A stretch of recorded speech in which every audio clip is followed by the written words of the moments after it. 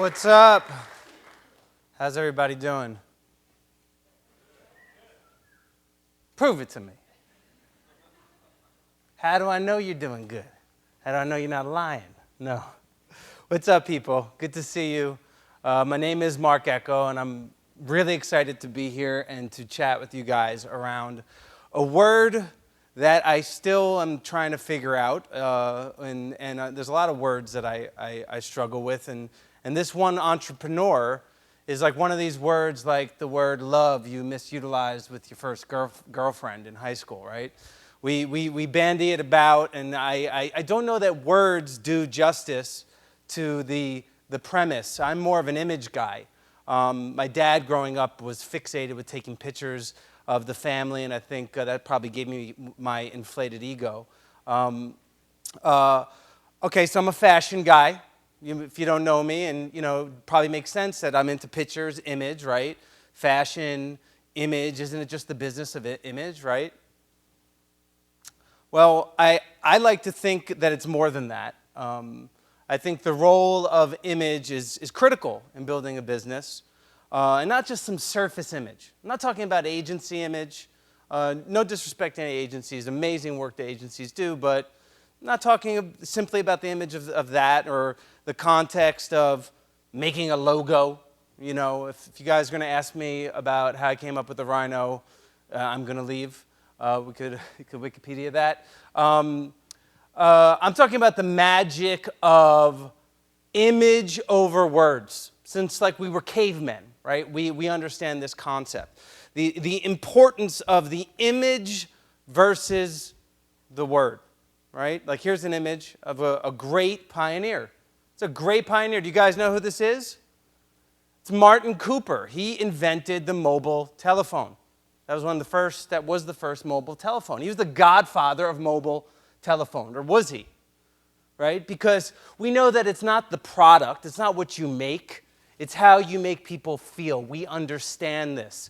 That was the genius of the artist that was Steve Jobs. There's two great books, and I'm not going to make believe like I read them back to back because I audio did these on a jog, but they're kind of pertinent, and they have nothing to do with entrepreneurship. But I think in some ways there's some things you could extrapolate. So if you just bear with me, I'm gonna share these two books with you, and I think you might want to consider getting your hands on them. One is one called The Alphabet versus the Goddess by Leonard Shlain. And the other one you might have heard of, has been a little bit more mainstream in the kind of the tech world, is this book by Jaron Lanier named You Are Not a Gadget, right? And what I kind of gleaned from these books is that they talk a lot about this business of emotion, right? It's not what you make, it's how you make people feel. And they talk about the role of image creation versus the word and the written word as a communication device. And I think that that's important if you want to talk about scale. And since we're here in the Midwest, in Chicago, talking about viewing businesses, from a broad base, and the secret to any business is scale. And I believe that this business of emotion and making people feel something is critical to scale. I'm not going to throw up on the idea of business plans. I think business plans are important, right? But they don't make you feel much, right? And we don't nurture what it is that's the image creation, that the thing that you see when your eyes are closed, right? When you contemplate an idea or you hear an elevator pitch, right? Kind of like Blue Ribbon Sports. You guys know who Blue Ribbon Sports are? Have you ever heard of them? Blue Ribbon Sports. Greatest sporting goods company ever.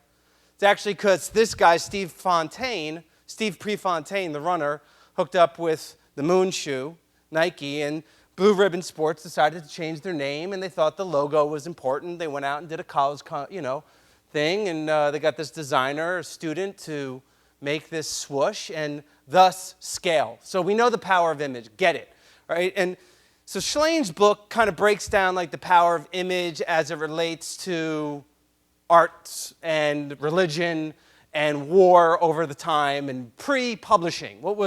And he kind of used the image as feminine and the word as male, and I don't fully comprehend it, but I know that there's some truth in what he's saying, and that the role of image creation, image making, is really pertinent over history, and when you look at it, and you look at it times of evolution or times of war, we understand that when there's this disproportionate usage of word and image, sometimes bad things happen. That guy was a dick. Where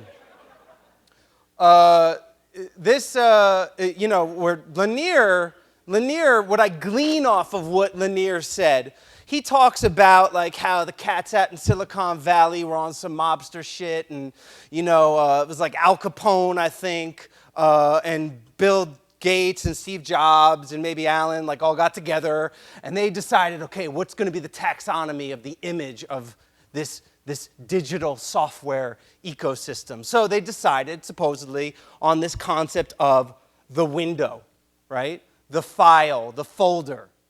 And an image was created. And what Lanier talks about is that why wouldn't it be the seed and the tree or the sapling or the wheel and the cog or the mother and the child? Well, Lanier would say that they maybe utilized too much of a restraining concept from an image point of view, and that probably explains why my father, who uses an Apple computer, still doesn't understand where the hell the file is, or Mark, can you help me find my folder? So it's not like as simple and elegant for all folks, and although I would challenge a sufficient amount of us looking at the world have managed to figure it out, right?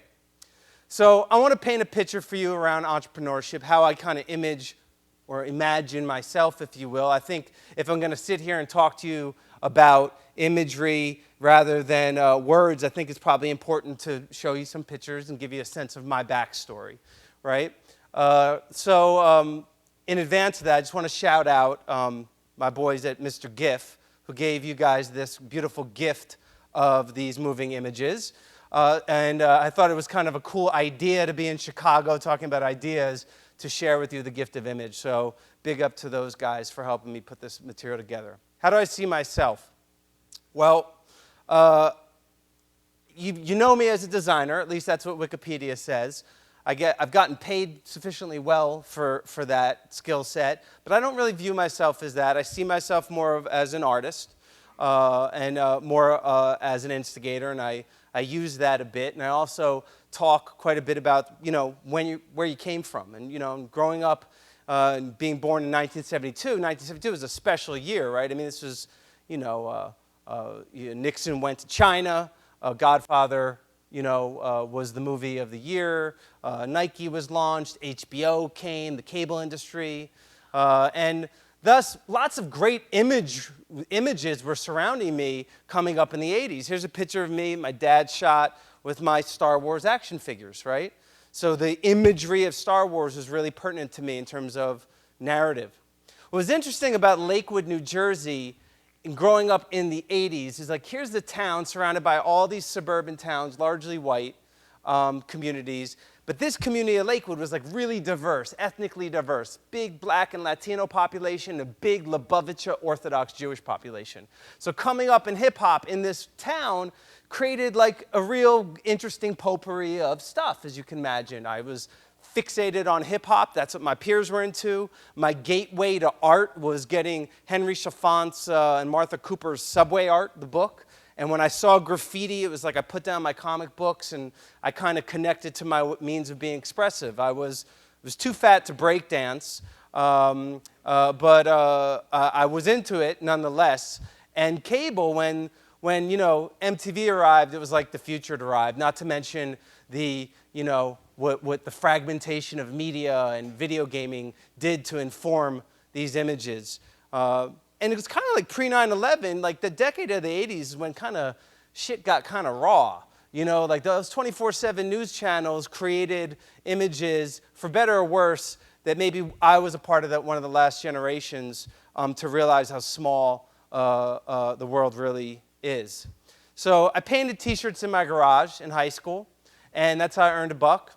And that art got more and more sophisticated and detailed as I went on. And then I decided I wanted to screen print these really detailed airbrush illustrations into t-shirts. And effectively, that's what I launched. 6 t-shirts in my garage. 20 years, I've been practicing the art of extreme entrepreneurship. It's funny, though, because from an image perspective, they would tell me, the they being buyers, you're too white for urban retail, right? Or they would say, you're too black for skate shops. So I've always had this weird, issue with self-image. Or you're going to be too much of a fad. You're not going to make it. Well, I'm happy to say that 20 years later, that ADD culture, that embrace of ADD popular culture, I think, has informed what has been a significant business and one that I'm very, very proud of. And it's launched a big platform of consumer products operating in over 25 countries around the world, 100+ retail stores in North America, and thousands of SKUs, right? But that's not really the most interesting part. The most interesting part is that this platform allowed me to test other things and kind of become a closet venture capitalist, if you will. I mean, where I was investing in myself, but and the group and the smart folks around me. From launching Ecko, I launched Complex Media Network. I don't know if you guys know about it. It started as a magazine, and it's today the composite of about 60 different websites. And we've got, I'm very proud to say, and you could Quantcast this, 30 million unique users a month and well over 300 million page views a month. And it's growing. And the best part about this is not the business. It's been like the validator of industry, because I've watched a lot of my friends and a lot of my peers now off of this platform of Complex validate streetwear as a really mainstream business. So I've got friends, guys that used to work for me, guys I've known now that are operating $100+ million businesses. So that's probably the most gratifying piece of what I've done, is the impact for this community of creative types. I've also got into video gaming. Started with a video game called Getting Up, was my first one, and I now am publishing a whole bunch of socially connected Facebook games from Weeds Social Club, based on the Showtime show, and Dexter, and a whole bunch of other games. So that's why we named the company Ecko Unlimited. You see, I have this thesis, Unlimited, right? There's this great song called I Know You Got Soul, and there's a great poet that wrote this song. His name is Rakim, from Eric B. and Rakim. And there's a line in there that I think is very pertinent to this conversation that we're having here in Chicago. So I want you just to listen to this line. It was from his album, Paid in Full, iconic record. Now people from uptown, Brooklyn bound, the Bronx, Queens, or Long Island Sound. Even other states come right and exact. It ain't where you're from, it's where you're at. It ain't where you're from, it's where you're at. It ain't where you're from, it's Get it? where you're at. It's not where you're from, it's where you're at, right? It's interesting. I've been watching all day, listening to you guys talking about the region and ecosystems and, I don't take anything away from that. But I think that where you are at is not a function of geography, right? Where you're from, yes, it composes your point of view, your kind of cultural perspective on things. But in business, today especially, there's no excuses for the conversation of geography in and of itself as some limitation, right? The where you're at, and this maybe gets a little heavy for you, a little too Roy Ayers, if you will, baby, baby, baby, look to the sky, baby, baby, baby, third eye. Where you're at is that beat in between when your eyes are open, right?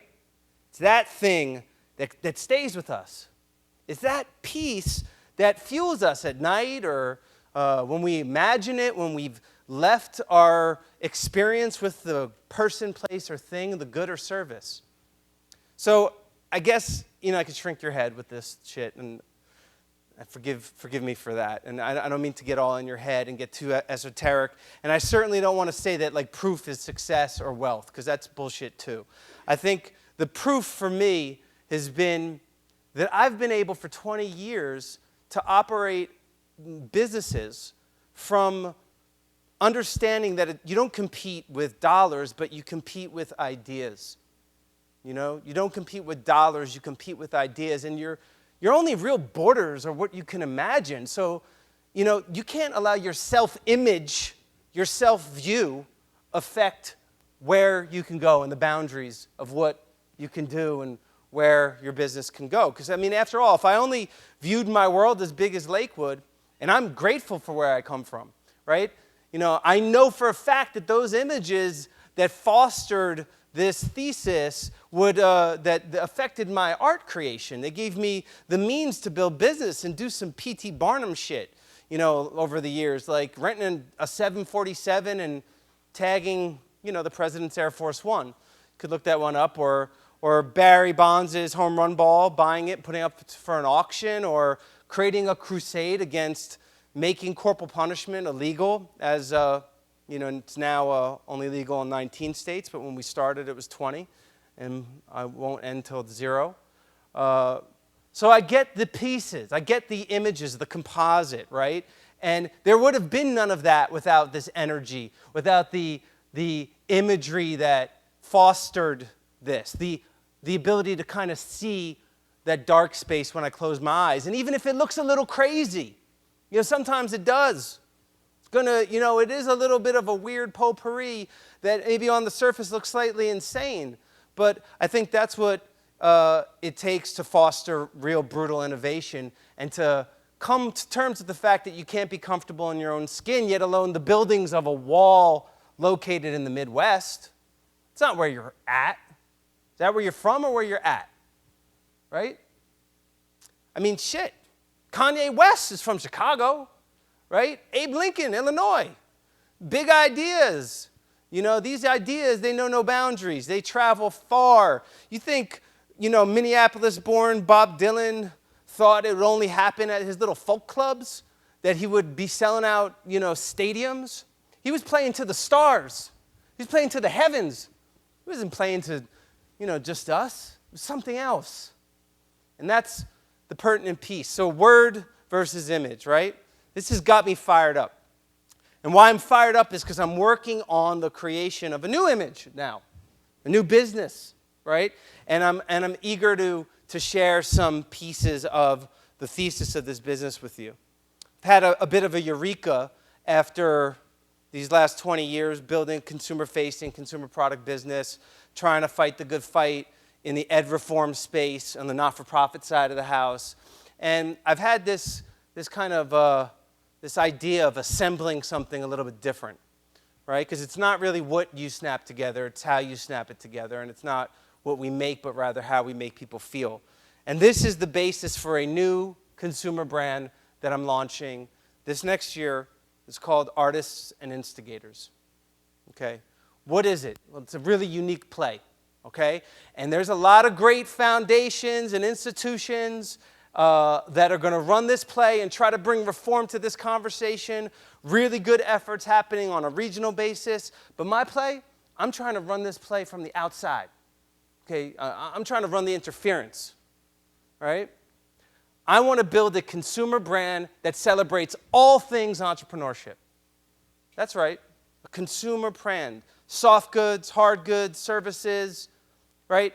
I want to do for entrepreneurship what Nike did for sport, right? I want to build a business that rivals the size of Nike, but from the lens of entrepreneurship. If Nike was just do it, we will be get it done, right? In 1985, Time magazine, I remember I was rocking my new Jordans. Mike Jordan was on the cover of Time magazine, right? Last year, Zuck. People want to be like Zuck today, right? But this conversation shouldn't just purely be about these amazing stories, but all be them anomalies, like the Zucks of the world or the Jordans of the world, right? That these experiences and greatness is not only achieved from Silicon Valley. It need not only be a conversation around an algorithm, okay? So how can this brand be used to activate them? In the same way that Nike, in building this aspirational presentation, was all about activating folks to be about sports and competition. They celebrated and aspired towards the best-in-class athletes. It's all about assembly, the ampersand, artists and instigators, right brain, left brain, right? A little bit of Che, a little bit of Trump. He's a dick, too. Some Cubans I know would say Che is a dick, but, anyways, makes a good T-shirt. Little bit of art, a little bit of science, right? It's not all of these things alone. It's not the chocolate by itself. It's the chocolate and the peanut butter, right? Two great tastes that taste great together, right? That's the idea of A&I. And what's fascinating, if we really use the metaphor of Nike, is Nike created this unintended consequence of creating a wellness all about sport, an environment all about sport, rather. In effect, they created this unintended environment all about wellness. And clearly, there's fat people that wear Nike, all right? But, I mean, the size of that platform and the sheer amount of people that they emote with and transact with on the conversation of sports is gigantic. And I would challenge, there is onboarding mechanisms in sport that we do not apply in entrepreneurship. You want to play baseball? Play Little League. Football, Pop Warner. Get your Jordans on. Play basketball. Be like Mike, right? What's the analog for us to do that in entrepreneurship? Well, at the core of being an entrepreneur, you have to be educated. Now, it doesn't mean you need a fancy degree, right? We know the greatest entrepreneurs, you know, rest in peace, Steve Jobs, I mean, dropped out of college. Great, I mean, this is an infamous story, right? So at the core, if we know you have to be educated, how do we feed them education? This is where the passion part comes in for me. Because I want to do it by feeding them broccoli cake. You know, I don't want to make it all heavy and crunchy and, you know, and we know we have problems, right? I'm not going to sit here and be another guy, doom and gloom, and I'm sure there's conversations, people frustrated with jobs, people occupying Wall Street, occupying shit all over the place. People are fucked up. It's crazy time out there, all right? The world is crazy. But I'm not gonna stress you out about, you know, the fact that, you know, something's got to give. So for me, you know, we know that we have this problem, and rather than, allow myself as someone who's built industry to keep walking down this path, knowing that the building we're going to is on fire, like enough, right? Our universities, our K through 12 systems have both consciously and unconsciously underserved entrepreneurs, in my mind, okay? It's a somewhat of an ivory tower conversation, right? In our business schools, we see the business degrees being sold. We see the employment going like this. Maybe the product's not right. Maybe the entrepreneur wants something that's relevant, real, and applied. Maybe they want to be measured in a different way. And maybe we shouldn't preach to ourselves, right? Because what we're doing here is beautiful and important and commendable. And the effort that Brad and Nick and the Microsoft guys and the Kaufman guys, it's amazing. But we got to take this stuff, this energy to the street, okay? We have to find this conversation down on Main Street and Broadway, right? That's what A&I is about. We are going to be the translators. Because people want to be educated. They want to learn. They want to learn from the inside out, from the guts to the skin kind of learning, in a self-directed manner. They don't want to just be taught at. So that's what A&I is doing, and I'm very, very proud of it. And somewhat of a, as Carl Schramm gave me the book Obliquity would say, it's an oblique strike, definitely. It's definitely on some Tai Chi shit. And I'm proud of that, purposefully, because it's going to be our way to address ETS, and I could bore you with all this fiber, right? I don't care how much fiber they put in it. It's not that good for you. I don't care about the fact that we talk about standards and Carnegie units. Poor Andrew Carnegie's twisting in his grave if he had known that the Carnegie unit was going to, you know, have us hogtied the way that it does, right? How do we get back to the core? That's what A&I is going to be about. We're going to reverse engineer, just like when you learned how to ride a bike. The reason you learned how to ride a bike looks a lot like how you learn how to be an entrepreneur. You don't want to get a bruise. You don't want to bleed. It hurts. It sucks. Get up, right? You figure it out. You learn by doing, okay? That's the play, a big, giant play. And because all of you guys are entrepreneurs, and this is the conversation, I thought that it would be the right vehicle to share some of this with you, because I'm trying to build a new team. And that team has many layers to it, and we're going to need a lot of support. And we also need a lot of critique, right? So I challenge you guys, friendly challenge, okay? Don't go too heavy, rock, always rock. I want you to tell me where you think where I'm wrong and where the thinking behind what we're saying is wrong. And maybe because this is, certainly I wanted to be here in Chicago amongst so many thought leaders and folks that are fighting the fight to see where's the alignment, okay? Because time is of the essence, and I don't underestimate the time that you've shared with me. So to that extent, it's the most valuable thing that we have. So I appreciate that, and I hope I've connected with you guys a little bit. And thank you to actually Brian Gorbett from Microsoft BizSpark. And Brian said to me at Big Omaha, you need to meet Brad Keywell. Brad's doing this thing in Chicago, and da-da-da-da. And then the next thing I know, I'm hanging out with Nick from Kaufman. And so thank you to you guys and for putting this thing on, inviting me out here, and letting me share some of this with you and my gift of gifts. And I'm at Marc Ecko on Twitter, and you can find out more about artists and instigators at our site. Thank you guys. Appreciate it very much.